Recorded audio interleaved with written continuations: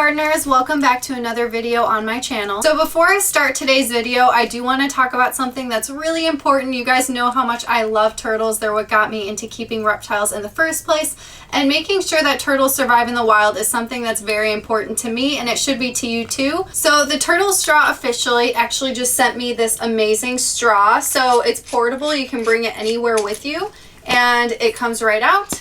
And there's actually a little thing to clean it, which is really nice, a little brush.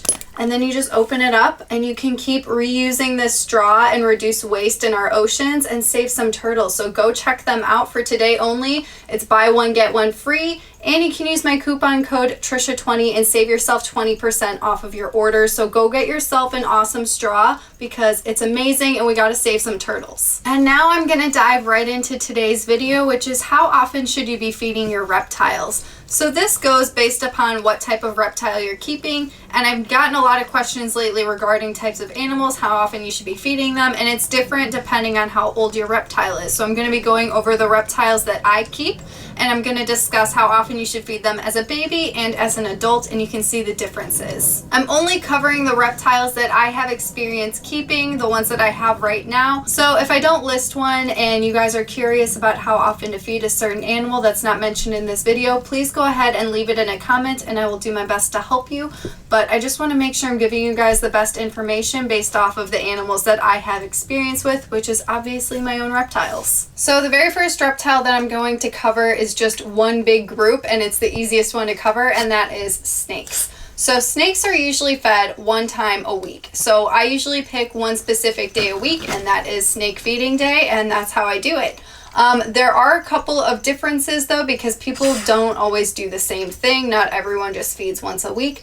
I have noticed, especially with larger snakes, instead of feeding the snake once a week, some people will wait maybe like every 2 weeks or once a month and feed them one large meal once a month or something, rather than feeding them smaller meals once a week. This is something that I think is important to just understand your animal, make sure that it's a healthy weight. Sometimes you may have to stop feeding your animal such large sizes or just not as frequently to make sure that your snake is a good weight and it's not going to be overweight and unhealthy. But typically what you're going to want to do is feed your snake a prey item that is as thick as the thickest part of the girth of the snake, and you're going to be doing that once a week. But again, just keep in mind if you have a larger bodied snake, you may not have to do this as often. The next group of animals that I want to talk about are turtles. So for turtles, babies should be fed every single day, and for the adults, you can feed them every 3 days. That's what I do for my adult, and it works out great. The important thing with turtles, a lot of people are confused about how much to feed them, and the rule of thumb is to feed them as much as they will eat within 15 minutes, and then after that, you remove the rest of the food. I actually feed my turtle in a tub, so it's way easier, and after 15 minutes, I'll put her back in the tank and then just dump all of the excess food out, because if you leave that in your tank, it's going to get really, really dirty and nasty. So just, that's a little tip. I always recommend feeding your turtles outside of their actual tank, because turtles are very messy. I'm not covering tortoises today because I've never kept a tortoise and I don't have experience with them. So if you have any questions, go ahead and leave it in a comment. And if you are someone that keeps tortoises, please keep an eye out and help those people out, because I really don't know how often you should be feeding tortoises. I'm going to assume that you're going to feed the babies every single day, and then again for the adults it's going to be every few days. So, but I'm not quoting anything because I've never kept a tortoise. So the next group that I want to talk about are kind of like small to medium sized lizards. This is going to be bearded dragon, veiled chameleon, and blue-tongued skink.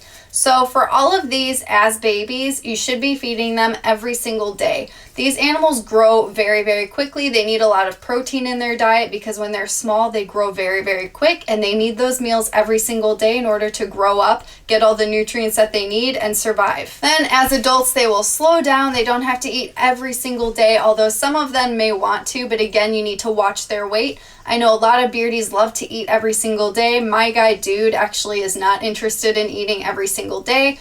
Don't get me wrong, he would definitely eat bugs every single day if he could, but obviously an adult is supposed to mainly have their salads and greens and veggies.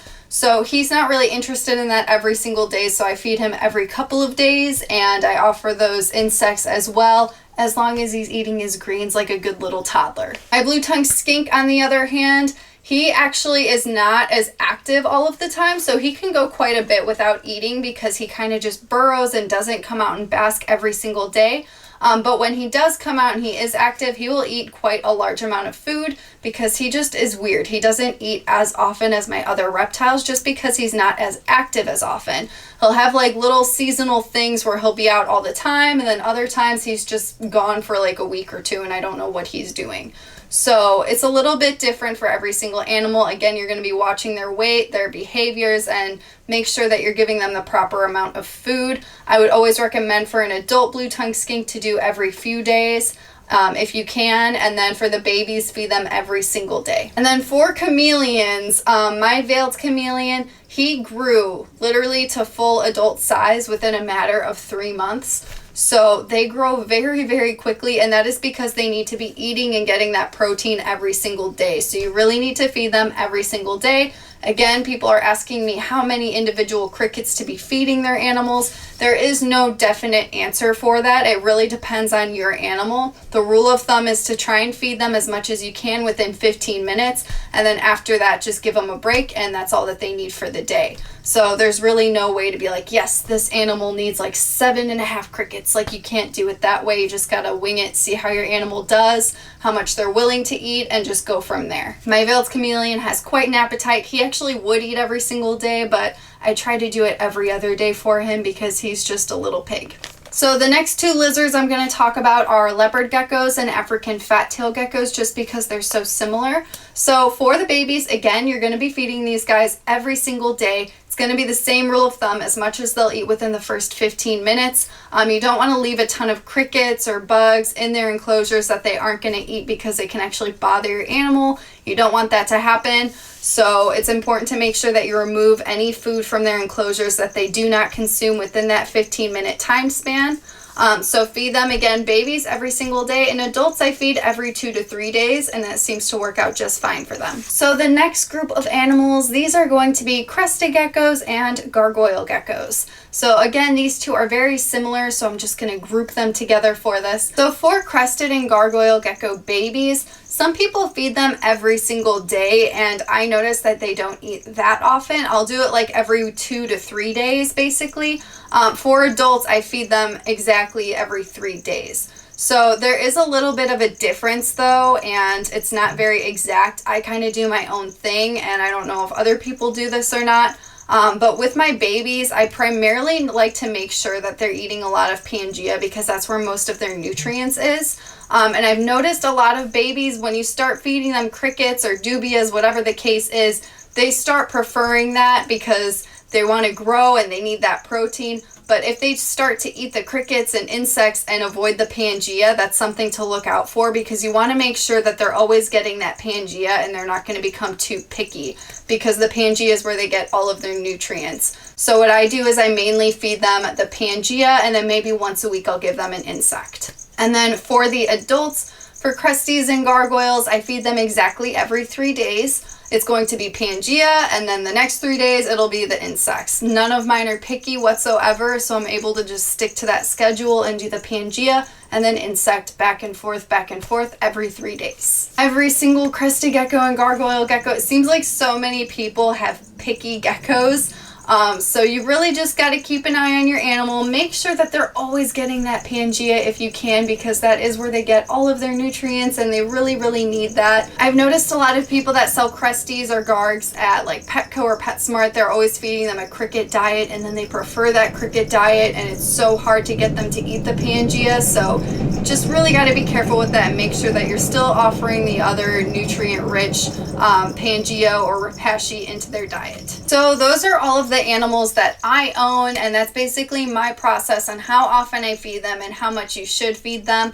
I'm not being very specific upon their diets, so if you're more interested in finding out what to feed these animals exactly, you can check out my care guides on every single one of them. I go really into depth, especially on bearded dragons. I have an entire video on their diet, so that should be really helpful for you. But it can be pretty confusing, especially if you're new to reptile keeping and you may have kept mammals in the past, because mammals obviously eat so much more often than reptiles. So you just want to be careful, make sure you know that you're doing everything correctly and you're not overdoing it or underdoing it. So I hope that this video is helpful. Please leave a comment. Let me know what you guys think about this, and I will see you guys in the next video.